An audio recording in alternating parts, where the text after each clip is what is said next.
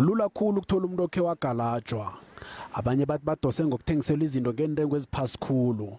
Abanye bathenjiswa ukuthi bazokunjinga msinyana.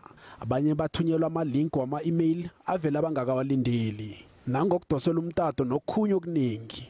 Benyodraw imali ku-ATM ngathi mangifika ngafika ama-keepers eblockiwe labafana bahamba beyigroup bafika msinyana mabefika nje bayakuthethisa bashaye indlela zabo ikhadi mangisithi ngiyabhlocka ikhadi basebelithathile abafana babaleka in 5 minutes ngathi ngiyolblocka ngiyofona emsebenzini ngiyabhlocka ikhadi hayi imali sebeyidrowe yonke. I-South African Banking Risk Center ithi ubeleleso benziwa ngobuqhaqaqhaqa bemfoni nenkhompyutha bukhuphuke ngamaphesenti ama-31. When you look at the joint effect of all of these indicators, we're certainly seeing a strong growth in cybercrime.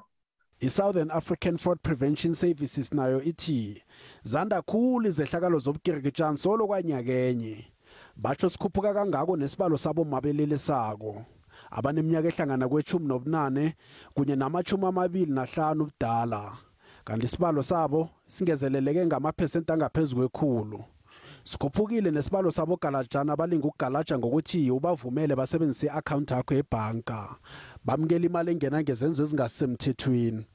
Isibalo sobukirikitshani obenziwa ngokushugulula imininingwane yemhlolo naso sikhuphuke sekufika pheze ku-90%. Umukhwa wokugalaja butholelelwe imininingwane nawo uthuwelela ukuya phambili.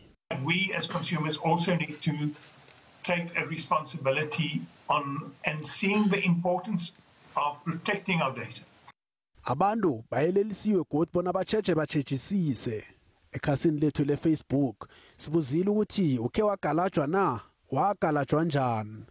Lokho sikubuze njengoba nakuvele bona umtlhago ukuhlogeka kwemisebenzi nokhunye ngikho ekuthiwa ukukhuphula isibalo sokugalajwa kwabantu.